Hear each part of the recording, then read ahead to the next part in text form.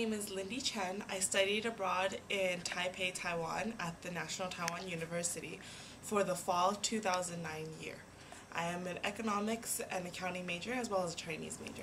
The classes were definitely harder in Taiwan, mostly because I felt like the classes were a little like high school in the sense that you had to be in class every single day. So it was a Monday to Friday thing, and it was 1 hour each class. I only took 3 classes, which transferred over as 21 units. So it's about 7 units a class, so you can kind of guess the class load. Everybody has to take a culture class and 2 other classes. All classes are taught in Mandarin, and it's completely conducted in Chinese. So we went to school at the ICLP building, and at the ICLP building you could only speak Mandarin, otherwise you had to do a punishment that you specified for yourself at the beginning of the year. Going abroad definitely changed my future goals. I always assumed that I would work within the United States. Maybe, I'm from LA, so I thought maybe I'd be in LA, or if not New York.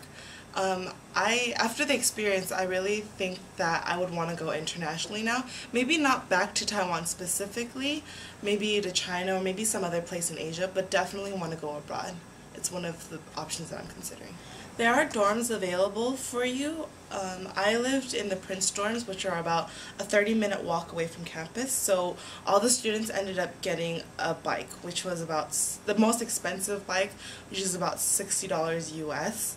It ranges. I got a cruiser, so I would recommend getting groups of people together to get the bikes, that way you can throw in discounts. It was definitely very easy to meet locals there, in the sense that because you're going to school and you're living in dorms with actual Taiwan students, if you go outside and you study in the lobby, many of the students are willing to just come up to you and talk to you. They might kind of just look at you first, so you might have to be the first one to do the initiative and go up to people and start talking to people, but everybody's really friendly and wants to. Because I lived in a dorms, there was no kitchenette for me or anything. I chose the option without a kitchenette because I wanted a roommate. So the best way to get food is, everything's very cheap there. You can get breakfast for about $2. You'd be really full after breakfast too. So there's a lot of street vendor foods. Taiwan's mostly known for their night market and street vendor foods.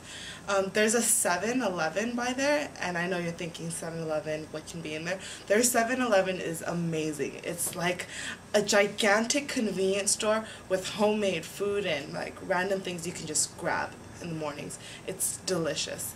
In terms of getting the stuff to fill your house, such as your laundry stuff and so forth, when you apply, I would definitely recommend signing up for having a contact there. That way they can take you to go buy your bedding and your sheets and your blankets when you first get there. Startup costs for me were about $100–200. It wasn't too expensive, but getting around was fairly easy. I think that it's a lot easier to travel around Taiwan, and Taipei specifically, than anywhere in California. I've only been to LA and Santa Barbara, so I can't tell you the truth. But being from LA, you have to drive everywhere. You have to have a car. In Taiwan, their metro system is amazing. You could take the metro and be just about anywhere you want to go, from the very north of Taipei to the very south of Taipei. We traveled entirely by buses and MRT. Everything's on time and very friendly, and it's color-coded, so you don't have to necessarily be a great speaker or reader in order to get from place A to place B. For our free time, we like to explore much of Taiwan and Taipei. I know a few of us went around to different parts of Taiwan, Taipei, during the weekends and so forth, but many of the times we like to just hang out all together, grab a bunch of people and go on bike rides along the little river, or just do their homework together. A lot of times we had a lot of homework, so we'd end up studying together in the lobby. It was a great bonding experience. Some tips that I would give you guys is to definitely travel a lot. Use Air Asia, which is a great kind of airline that's kind of cheap and well priced for students, as well as use different travel agencies to book your plans and stuff. They do most of the planning, so you kind of just tell them which days you want to go. But my main tip for you is to underpack. When I left, I packed just the right amount, what I thought I would need. Except I came back and I already had my parents take away one entire luggage, and I still was overweight by about 30 pounds. So definitely underpack. You will shop there, regardless.